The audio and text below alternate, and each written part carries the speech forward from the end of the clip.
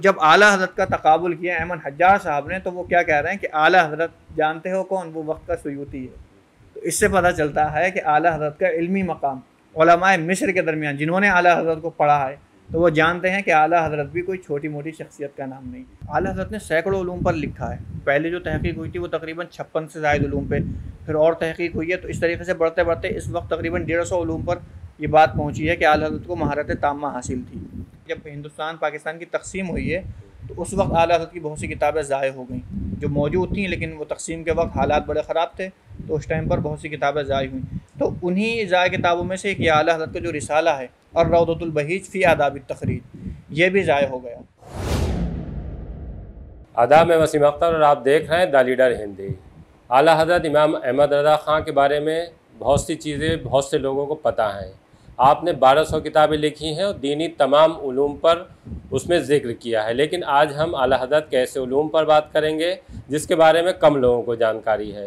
वो उलूम इल्म तख़रीज कहलाता है और उसका चर्चा जामे अल अज़हर मिस्र तक हुआ है। ये चर्चा किस तरह से आया और ये इल्म क्या है, इस पर बात करने के लिए हमारे साथ मौलाना मोहम्मद शारिक ख़ान मौजूद हैं जो मिस्र से तालीम लेकर लौटे हैं। उनसे जानेंगे कि ये इल्म किस तरह आला हज़रत ने किन किताबों में इसका ज़िक्र किया है और जामे अल अज़हर में क्यों और कैसे इसका ज़िक्र आया है। मौलाना साहब, हमसे बात करने के लिए आपका बहुत बहुत स्वागत है। जी, अल्हम्दुलिल्लाहि रब्बिल आलमीन वस्सलातु वस्सलामु अला सय्यिदिल मुरसलीन, अम्मा बाद फ़अऊज़ु बिल्लाहि मिनश शैतानिर रजीम, बिस्मिल्लाहिर रहमानिर रहीम। ये जो आपने तज़किरा किया आला हज़रत का, तो इससे पहले मैं मुनासिब समझता हूँ कि थोड़ा इसको तफ़सीली बयान कर दिया जाए। असल में पहले थोड़ा सा ये जानना चाह रहे थे, जो इल्म तख़रीज है ये जो किताबों में अगर हम देखते हैं तो आला हज़रत की इस पर कोई अलग से किताब नहीं है। जी जी, किस तरह से ज़िक्र आया कि आला हज़रत ने इस पर भी अपनी किताबों में बात की? बिल्कुल। हाँ, असल में मसला क्या है कि सबसे पहली चीज़ हमारे पास कुरान मुक़द्दस है जिससे शरीयत के मसाइल और तमाम चीज़ें अक़ाइद जो इस्तिंबात की जाती हैं। उसके बाद दूसरा हदीस है, कुरान के बाद दर्जा आता है हदीस का। हदीस पाक जो है ये एक बहुत बड़ी इसमें मतलब काम किया गया मुहद्दिसीन ने। ठीक है, हदीस का मतलब ये होता है कि जो उलमा ने अपनी अपनी तारीफ़ात की हैं, तो उसमें उलमा ने फ़रमाया कि हदीस वो है कि जो हुज़ूर अक़दस सल्लल्लाहु अलैहि वसल्लम से क़ौलन फ़िअलन अमलन जो भी रिवायत हो उसको हदीस बोलते हैं। फिर हदीस के बहुत से अक़साम हैं। मसलन एक हदीस होती है रिवायतन, एक है दिरायतन। ये दो अव्वलन हदीस की तक़सीम होती है। हदीस दिरायतन उस हदीस को बोलते हैं कि जो हुज़ूर सल्लल्लाहु अलैहि वसल्लम से नक़ल किया गया या रिवायत किया गया, जो भी हुज़ूर ने बयान फरमाया उसको हदीस दिरायतन बोलते हैं। हदीस रिवायतन बोलते हैं कि जिस सहाबी से या उनके बाद किसी रावी ने बयान किया है, तो उस रावी से लेकर हुज़ूर सल्लल्लाहु अलैहि वसल्लम के दरमियान में जितने रावी होते हैं, जिन्होंने रिवायत किया होता है, तो उस सिलसिले को जो है जो भी ज़िक्र किया जाता है उसको रिवायतन बोलते हैं। तो ये एक हदीस के अक़साम अव्वलन। फिर हदीस के दर्जात होते हैं कि हदीस कभी सही होती है, कभी हसन होती है, कभी ज़ईफ़ और कभी मौज़ू होती है। तो ये मामला है। तो इल्म तख़रीज जो इल्म है, जो असल इसका सबसे पहले हमने जो तज़किरा सुना था वो मिस्र में एक अहमद हज्जार नाम के एक शेख हैं। अच्छा, मिस्र में एक ये माहौल है कि वहाँ के जितने भी बड़े बड़े मशाइख हैं उनके दुरूस का अहतमाम होता रहता है। वो इल्म हदीस पर, इल्म अक़ाइद पर, इल्म तौहीद पर और जितने भी उलूम हैं अलग अलग जगहों पर बड़े बड़े मशाइख दुरूस देते रहते हैं। तो हम बैठे हुए थे, इल्म हदीस का दर्स चल रहा था। अहमद हज्जार साहब बहुत बड़े शेख हैं। तो जब इल्म तख़रीज का बयान आया इल्म हदीस के ज़िम्न में, तो उन्होंने एक बात कही जिसको सुनकर हम लोग ताज्जुब में आ गए और हमें उससे पहले इस चीज़ का इल्म नहीं था। उन्होंने कहा तज़किरतु उलमाइल हिंद, एक ये किताब के हवाले से उन्होंने बयान किया कि आला हज़रत की एक रिसाला है अर्रौदतुल बहीज फ़ी आदाब तक़रीर। ये आला हज़रत ने किताब ये रिसाला लिखा था इल्म तख़रीज के उन्वान पर। लेकिन अच्छा हुआ क्या कि आला हज़रत की बहुत सी किताब, जैसे उलमा बयान फरमाते हैं तकरीबन 1000 से ज़ायद किताबें लिखी हैं, तो बाद 1400 तक उसको पहुंचाते हैं। तो जितनी भी आला हज़रत ने किताबें लिखी हैं, लेकिन मौजूदा वक्त में आला हज़रत की तमाम किताबें हमारे पास नहीं हैं। मुफ्ती हनीफ़ साहब जो रज़ा अकेडमी वाले हैं, उन्होंने जब जमा की हैं तो वो बताते तकरीबन अब तक 4 या 450 किताबें जो आला हज़रत की हैं वो जमा हो पाई हैं। बाकी उसके अलावा 600 से ज़ायद या 700 के करीब किताबों का पता ही नहीं है कि वो किसके पास हैं, कहाँ चली गई। तो ऐसे ही हुआ था क्या था कि आला हज़रत बाकायदा कोई लिखते तो थे ही नहीं। अमूमन ऐसा होता था कि आपके पास सवालात आते थे तो आप उनके जवाबात तहरीर फरमाकर उस शख्स के हवाले कर दिया करते थे। तो अगर वो शख्स कोई इल्मी रुझान रखने वाला होता था तो वो उस रिसाले को और कॉपियाँ करवा करके और तकसीम करवा देता था, तो वो एक बाकायदा किताब बन जाती थी।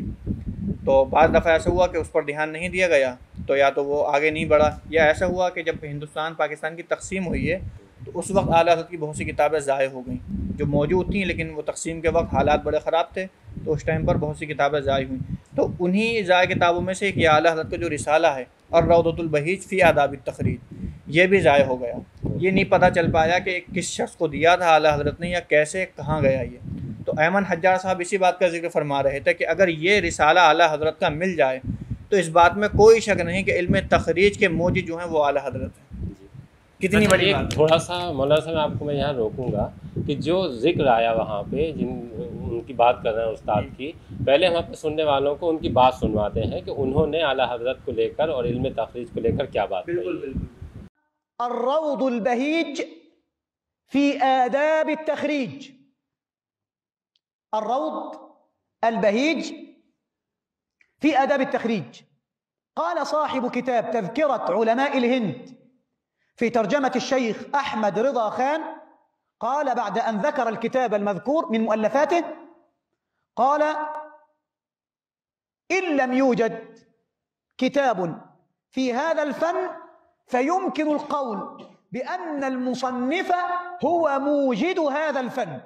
जैसे इसमें ये साफ हो जाता है कि वो बात कर रहे हैं आला हज़रत की, तो आला हज़रत का जो रिसाला गुम हुआ जो जिसमें इल्म तखरीज पर उन्होंने लिखा था, तो ये कैसे जानकारी में आया कि आला हज़रत का जो रिसाला गुम हुआ था उसमें इस बात का जिक्र था?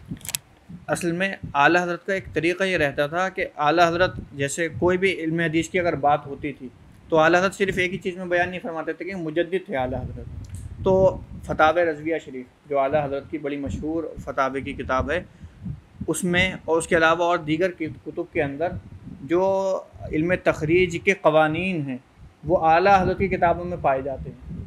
हालांकि इस वक्त उलमाए अरब जो हैं वो इल्म तखरीज का मौजूद किसी और शेख को मानते हैं, लेकिन वो शेख आला हज़रत के बाद के हैं, और उन शेख ने जो क़वानीन इल्म तखरीज की अपनी किताब में बयान फरमाए वो क़वानीन आला हज़रत की दूसरी कुतुब के अंदर पाई जाती हैं, और इस रिसाले का जिक्र आला हज़रत ने एक किताब में फरमाया है। तो इस तरीके से अयमन हज्जार साहब ने ख़ुद इस पर तहक़ीक़ की, क्योंकि वो पहली चीज़ ये उलमा अज़हर के तरीक़ा ये कि वो कोई भी बात जब कहते हैं ना तो बिला तहक़ीक़ नहीं कहते, वो ख़ुद पहले अपने आप उस पर तहक़ीक़ करते हैं और जब वो ख़ुद उस पर मुतमईन हो जाते हैं तब वो उसको आगे तक पहुँचाते हैं। तो ख़ुद डॉक्टर अहमद हज्जार साहब का ये कह देना कि अगर वो रिसाला मिल गया तो ये ख़ुद अपने आप में एक दलील है कि मतलब वो इतनी तहक़ीक़ की बात करते हैं। और ये फिर इस रिसाले का जिक्र दूसरी किताब में जब हमारे यहाँ के उलमा ने इस पर तहक़ीक़ की है तो पता चला कि वो रिसाला अगर मिल जाए तो उलमाए अरब के नज़दीक बड़ा वो काबिल एतमाद होगा। एक चीज़ ये भी है मौलाना साहब, जैसे अगर मान लीजिए उस रिसाले को लिखा है, जाहिर सी बात है कि आला हज़रत ने उसको लिखा होगा, लेकिन बहुत से लोग ऐसे होंगे कि जिन्होंने पढ़ा भी होगा, तो कोई ऐसी शख्सियत उस दौर की या उनके बाद की कि जिन्होंने पढ़ा हो, कोई आई कि जिन्होंने ये कहें कि हमने वो रिसाला पढ़ा? जैसे मैंने अभी जिक्र किया कि जब हमने पहली मरतबा उनके मुँह से सुना तो हम खुद ताज्जुब में थे, क्योंकि हमारे यहाँ इस ताल्लुक़ से शायद अकाबिर को मालूम हो तो हो, लेकिन हमने यहाँ पर अभी तक अकाबिर के मुँह से भी ये बात नहीं सुनी थी कि आला हज़रत ने ऐसा कोई रिसाला लिखा था या फिर आला हज़रत जो हैं वो तकरीबन इसके मौजूद हैं। ये चीज़ हमें ख़ुद जाकर मिस्र में पता चली। अब चूँकि मैं चंद दिन हुए मुझे आए हुए, तो इंशाल्लाह मशाइख से मिलूँगा तो इंशाल्लाह इस मौजू पर बात करूँगा कि हो सकता है किसी के पास वो रिसाला मिल जाए। अगर वो मिल जाता है तो नए सिरे से इस पर काम करना चाहिए, और बाकायदा जो अयमन हज्जार साहब ने बात कही है कि अगर वो रिसाला मिल गया तो फिर बिलाशुबा फिर आला हज़रत इसके मौजूद हैं। तो इंशाल्लाह कोशिश अल्लाह से दुआ है कि वो रिसाला मिल जाए ताकि ये बात जो है 100% सही साबित हो जाए। जिन्होंने जिक्र किया है वो मिस्र के ही हैं या कहीं और के रहने वाले? नहीं, वो ख़ास मिस्र के ही हैं। मिस्र में ही उनकी पैदाइश हुई है और मिस्र में ही जामिया अज़हर में उन्होंने तालीम हासिल करी है, और इस वक्त मिस्र के बड़े असातिज़ा में और बड़े शयूख में उनका जो है नाम आता है। हाँ, कोई वो ऐसा नहीं कोई राह चलता किसी शख्स ने कह दिया हो, बल्कि बाकायदा इल्म हदीस पर एक उनकी अच्छी पकड़ है, मजबूत आलिम है वो, और उनके बड़े बड़े मुहादरे होते हैं। और जो है क्योंकि ये सोशल मीडिया का दौर है तो फिर उलमा अज़हर ने ये काम किया कि हर शयूख जो बड़े बड़े हैं बाकायदा उनके नाम से उन्होंने चैनल का इस्तेमाल किया यूट्यूब पर। तो उनके ये मुहादरात और ये जो बात मैं बता रहा हूँ ये पूरी वीडियो तकरीबन 2.5 मिनट की है। तो उसमें उन्होंने जहाँ इल्म तखरीज का जिक्र किया वहीं पर आला हज़रत की जब तारीफ़ात की, एक तो हमारे यहाँ के उलमा का मिजाज होता है ना हर जगह का, उनका तरीक़ा देखें। उन्होंने जब आला हज़रत की तारीफ़ की इल्म तखरीज को के बात बयान करने के बाद, तो वो फरमाते हैं कि आला हज़रत जानते हो कौन है? वो वक्त का सुयूती है। अब अच्छा, इमाम जलालुद्दीन सुयूती कौन है? इमाम जलालुद्दीन सुयूती मिस्र के मुजद्दिदों में उनका शुमार होता है और बहुत बड़े आलिम के दुनिया में सबसे ज़ायद जिसने किताबें लिखी हैं इस्लामिक बुक्स, उनमें सबसे पहले नंबर पर इमाम जलालुद्दीन सुयूती का नाम आता है।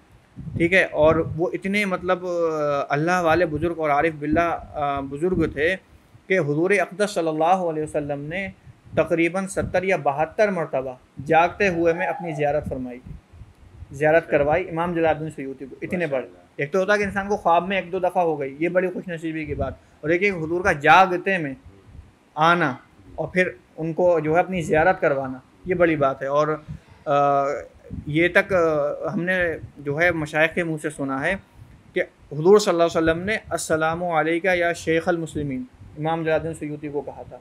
मतलब कुल मिलाकर बात यह है कि इमाम जलालुद्दीन सुयूती कोई एक अबकरी शख्सियत का नाम था, कोई छोटी मोटी शख्सियत नहीं। और उनकी किताबें ख़ुद अपने अंदर एक हुज्जत, जहाँ पे इमाम जलालुद्दीन सुयूती का कौल आ जाए ना तो वो अपने लिए ख़ुद एक हुज्जत होता है। इतने बड़े इमाम, और वो भी तकरीबन 1911 में इंतकाल हुआ है, तकरीबन आज से 500 या 600 साल पुराने बुज़ुर्ग हैं। तो जब आला हज़रत का तकाबुल किया अहमद हज्जाज साहब ने, तो वो क्या कह रहे हैं कि आला हज़रत जानते हो कौन? वो वक्त का सुयूती है। तो इससे पता चलता है कि आला हज़रत का इल्मी मकाम उलमाए मिस्र के दरमियान जिन्होंने आला हज़रत को पढ़ा है, तो वो जानते हैं कि आला हज़रत भी कोई छोटी मोटी शख्सियत का नाम नहीं। आला हज़रत पर PhD भी हुई है। हाँ, तो बहुत से लोगों को, जैसे इतने पुराने लोग, इतने इल्म वाले लोग, उनकी नॉलेज में भी नहीं आया कि इल्म तखरीज पर आला हज़रत ने काम किया है, उस पर कोई PhD होनी। वही मैं बता रहा हूँ कि असल में ये आला हज़रत ने सैकड़ों उलूम पर लिखा है। पहले जो तहक़ीक़ हुई थी वो तकरीबन 56 से ज़ायद उलूम पे, फिर और तहक़ीक़ हुई है। तो इस तरीके से बढ़ते बढ़ते इस वक्त तकरीबन 150 उलूम पर ये बात पहुँची है कि आला हज़रत को महारत ताम्मा हासिल थी। तो इसी तरीके से अब कोई भी इंसान कोई PhD करता है तो उसका एक ख़ास अपना सब्जेक्ट होता है। तो वो जो PhD जब करता है तो अपने सब्जेक्ट के जो है तहत ही दाखिल रहता है, वो सब्जेक्ट के अलावा तो नहीं जा सकता। तो अब हो सकता है कि किसी ने इल्म हदीस लिया ही नहीं गया हो अभी तक, कि अगर वो इल्म हदीस के सब्जेक्ट पर PhD करते तो शायद ये बात उसके ज़िम्मे में आ जाती। लेकिन अभी मेरे ख़्याल में जो मेरे इल्म है अभी तक शायद इल्म हदीस को लेकर आला हज़रत पर PhD नहीं हुई है। अगर होगी तो इंशाअल्लाह इस बात का जिक्र आ सकता है। एक तरीक़ा तो ये है कि आला हज़रत को रिसाला मिल जाए जी, और अगर नहीं मिलता है तो फिर दूसरा तरीक़ा क्या हो सकता है कि ये इल्म भी आला हज़रत ने जिस तरह से और उलूम पर काम किया है उसी तरह से इसकी बात भी बज़ाहिर सब लोगों के सामने आ सके। उसका बस तरीक़ा ये हो सकता है कि जो आला हज़रत के इस इल्म तखरीज के हवाले से जो गुफ्तगू दीगर किताबों में है, कम से कम हमारे उलमा ये करें कि उस काम को समेट लें। ये तरीक़ा अगर रिसाला नहीं मिलता है तो उसका दूसरा ऑप्शन ये निकल सकता है कि हम वो जो दीगर आदाब तखरीज के ताल्लुक़ से जो भी आला हज़रत ने दीगर कुतुब में काम किया है या जो भी बयान फरमाया है उसको निकाल करके हम जो है आगे लोगों तक पहुंचा सकते हैं। ये तरीक़ा मेरी समझ में आ रहा है कि इस तरीके से हम आगे इस काम को बढ़ा सकते हैं। तो उस पर यह है कि अकाबिरीन से इंशाअल्लाह बात की जाएगी और अल्लाह ने इंशाअल्लाह अगर करम रहा अल्लाह का तो इंशाअल्लाह इस पर काम हो जाएगा। अभी आपने हाफिज़ साहब को सुना, आप मिस्र से पढ़कर आए हैं और अभी ये पढ़ाई आपकी जारी है। एक ऐसी जानकारी सामने आई है कि जिसके बारे में बहुत कम लोगों को पता था और जिसका ज़िक्र मिस्र तक में हुआ। मिस्र की अगर हम यूनिवर्सिटी जामिया अल-अज़हर की बात करें तो उसे इस्लामी दुनिया का ऑक्सफोर्ड कहा जाता है। इसी तरह की जानकारियाँ आप तक हम पहुँचाते रहेंगे, हमसे जुड़े रहिए। आला हज़रत के उर्स को लेकर हम बीच बीच में इस तरह की जो अहम जानकारियाँ हैं आला हज़रत की शख्सियत से जुड़ी वो दिखाएंगे और बताएंगे भी कि किस तरह से आला हज़रत ने तमाम दीनी उलूम पर काम किया है। और एक ऐसा उलूम इल्म तखरीज जो अभी तक लोगों के सामने नहीं आया था, हमने आज हाफिज़ साहब से उस पर बात की है और आगे भी हमारी बातचीत का ऐसे ही सिलसिला जारी रहेगा। हमसे बात करने के लिए हाफिज़ साहब। लेकिन माशाल्लाह एक द लीडर हिंदी जो चैनल है, तो आप मेरी गुजारिश है कि जुड़े रहें और जो है अगर हो सके तो इसको सब्सक्राइब करें अगर आपको अच्छा लगे।